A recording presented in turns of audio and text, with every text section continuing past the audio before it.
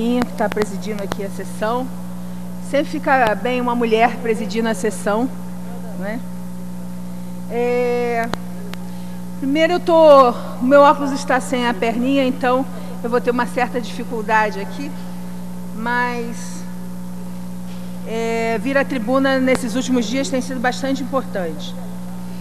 Antes de mais nada, eu queria ler aqui rapidamente e pedir à deputada Lucinha, que está presidindo hoje a nossa mesa, foi um ofício encaminhada a Sua Excelência, o senhor Roberto Monteiro Gurgel dos Santos, Procurador-Geral da República, um ofício encaminhado pelo deputado federal, presidente nacional do PSOL, Ivan Valente, pelo deputado Chico Alencar e pelo deputado Jean Willis, e também pelo senador Randolfo Rodrigues, né, senador, todos parlamentares do PSOL.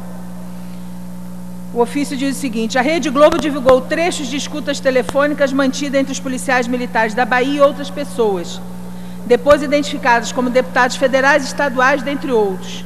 A Lei 9296 de 1996, que regulamenta o inciso 12 da Constituição Federal, no que tange às escutas telefônicas, dispõe em seu artigo 1º, que é a interceptação de comunicações telefônicas de qualquer natureza para a prova, investigação criminal e instrução processual penal, observará o disposto nessa lei e dependerá de ordem do juiz competente da ação principal sob segredo de justiça.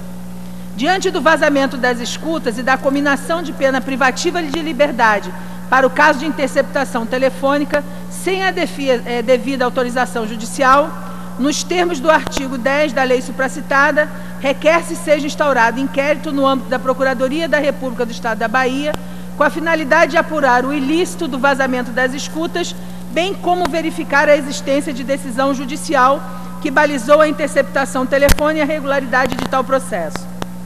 Ainda dos mesmos parlamentares, dirigido ao senhor José Mariano Beltrame, secretário de Segurança do Rio, e ao senhor Maurício Barbosa, secretário de Segurança da Bahia, né, sobre ainda da mesma lei, né, diante do vazamento das escutas e da cominação da pena privativa de liberdade para o caso de interceptação telefônica sem a devida autorização judicial, nos termos do artigo 10 da lei supracitada, requeremos as seguintes informações de Vossas Excelências: número do processo e cópia da decisão que autorizou a interceptação telefônica realizada durante a greve dos policiais militares da Bahia, providências adotadas para a identificação do responsável pelo vazamento das escutas telefônicas para a imprensa.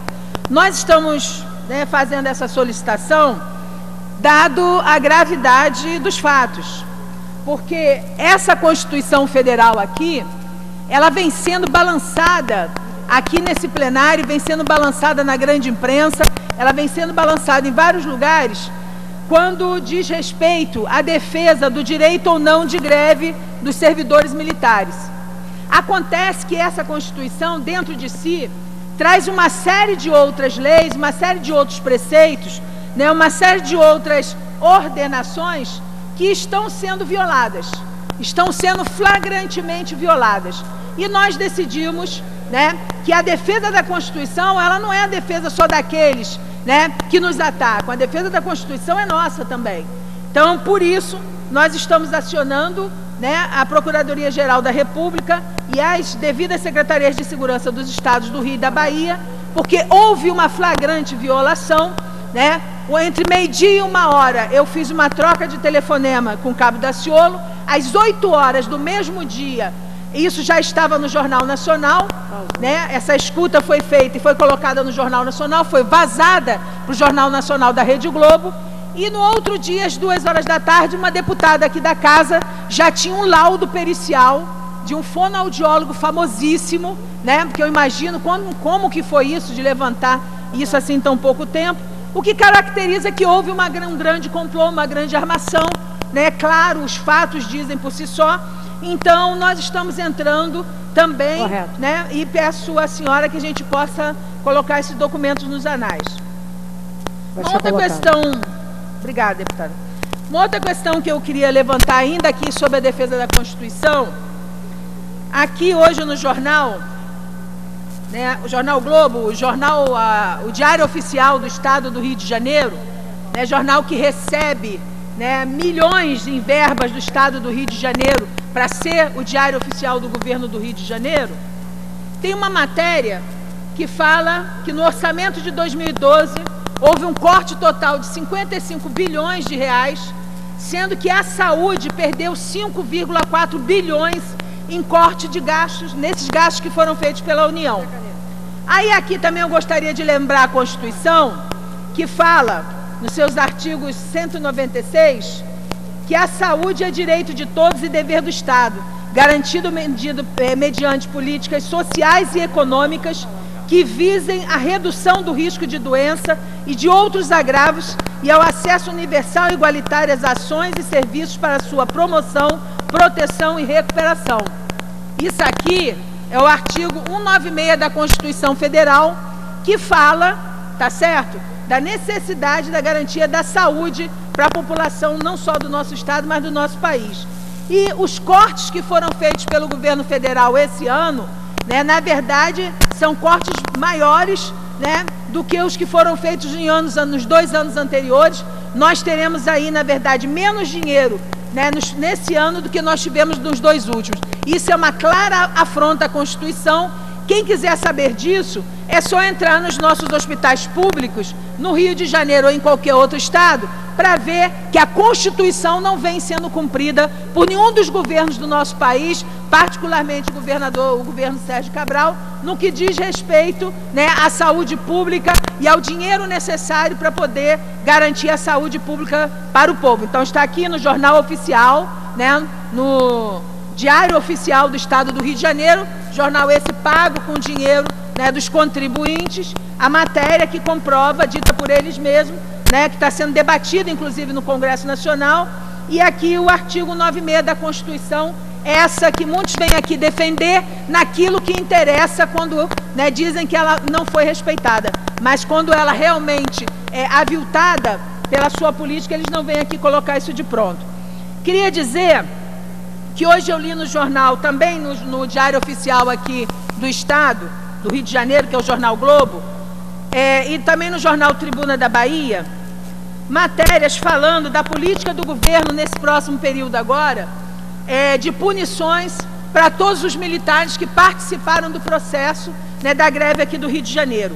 E continuo falando da greve, mesmo que alguns digam que não pode falar da greve, que eu posso ser punida, caçada por continuar falando em greve, porque a greve não é reconhecida pela Constituição, e eu vou continuar falando greve, sim, né, porque inclusive um dos méritos dessa greve, dessa mobilização, foi abrir o debate sobre a necessidade da greve para servidores públicos, né?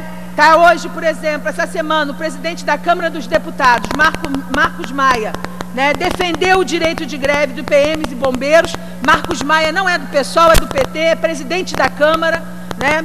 Teve a juíza do trabalho, Mara Loguércio, que também está defendendo, Wagner Gomes, né, presidente da CTB, Paulo Paim, senador também do Partido dos Trabalhadores, o coronel da Reserva Militar, José Vicente da Silva Filho, especialista em segurança, né, está defendendo com artigo também nos jornais a criação dos sindicatos para os servidores, né, e vários cientistas políticos. Eu peguei alguns da Bahia, né, onde as pessoas dizem que existe uma situação de muito repúdio da sociedade. Então tem aqui alguns cientistas políticos sociais da Universidade Federal da Bahia, né, que defendem essa reestruturação institucional da PM e dos bombeiros no Brasil, né, Antônio Jorge de Mello, Luiz Cláudio Lourenço, José Almeida, né, todos da academia, todos parlamentares, sejam senadores, deputados federais, estaduais, defendendo o que eu defendo aqui, e nem por isso eu vi ninguém os colocar em nenhum conselho de ética, nem propor nenhum tipo de sanção a eles, porque, né, da forma como a Constituição garante, estão defendendo da tribuna, né, as suas posições políticas e a sua opinião. Bom, mas nesse jornal Tribuna da Bahia, eu vi lá que de 73 PMs que foram enquadrados nos IPMs e nos conselhos de justificação, 71 desses são considerados culpados por emitir em redes sociais ou em blogs opiniões em favor da paralisação. Então, isso aqui, queria que você prestasse atenção a isso. 71 pessoas, né, policiais e militares, que estão sendo colocados, né, em conselhos de justificação, no caso dos oficiais e em PMs, porque tem opinião e nas redes sociais e em seus blogs, né, eles emitiram opinião. É bom dizer que já existe, inclusive, um julgamento sobre essa questão do direito do servidor militar emitir ou não pela internet a sua posição política sobre as coisas, e eles tiveram decisão favorável em relação a isso. Então já tem, inclusive, uma deliberação, né, uma decisão do superior em relação a isso, aonde eles teriam esses direitos. Então, esse jornal diz que, no caso especial do Coronel Paul, que é um blogueiro conhecido aqui no Rio de Janeiro, com o qual eu não compartilho do mesmo partido, com o qual eu tenho uma série de diferenças políticas, mas que é um blogueiro que tem um blog há 10 anos aqui no Rio de Janeiro.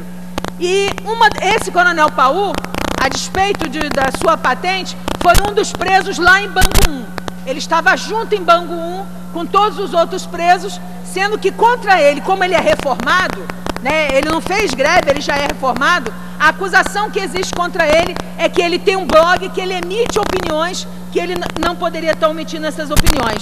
Então, assim, eu queria colocar essa questão aqui, porque eu acho que nós estamos entrando, né, nós já falamos dos vários absurdos, do absurdo de se colocar pessoas em prisões de segurança máxima, como foi o caso de Bangu 1, né, do absurdo de se tirar as carteiras e as armas dos policiais militares e bombeiros, né, como nós colocamos aqui ontem, e hoje tem um absurdo da censura na internet. Né, hoje tem um absurdo de dizer que essas pessoas não podem se comunicar, não podem emitir suas opiniões pela internet. Inclusive no jornal, já deixa claro, né, numa entrevista que foi feita com o secretário de Segurança, que o setor de inteligência, né, o setor de inteligência continua monitorando as redes sociais e os blogs. Então, para concluir no tempo, eu vi vários outros parlamentares que falaram aqui hoje 20 minutos, mas eu vou ter que respeitar os meus 10 minutos, né? Então, só para dizer que o setor de inteligência continua monitorando esses blogs. Eu sei que muitas pessoas não têm acordo com as posições políticas que eu defendo, mas eu tenho certeza que nesse Estado, muitas pessoas não concordam com censura. Não concordam com censura a parlamentares na tribuna e não concordam com censura também, né, a pessoas, sejam elas civis ou militares, na internet. Então, gostaria de chamar a atenção, deputado Luiz Paulo, já estou realmente concluindo, né? Só peço mais um segundinho, né? Gostaria de chamar a atenção para isso. Dos 73 indiciados, né, que foram aos conselhos, 71 por crime de opinião, por estar usando a internet, né, por estar colocando suas posições. Então, eu acho que isso é muito problemático, acho que esse é um debate que esse parlamento tem que fazer. Essa censura que está colocada agora, ela mais tarde, ela pode crescer e ela pode vir contra nós mesmos, né? Pode vir não só contra os parlamentares, mas contra a sociedade. E eu tenho certeza que no Rio de Janeiro, ninguém é a favor de censurar as redes sociais, ninguém é a favor de censurar a internet, ninguém é a favor de botar mordaça em ninguém. Todos têm direito à opinião, sejam civis ou militares. Muito obrigado, senhor presidente.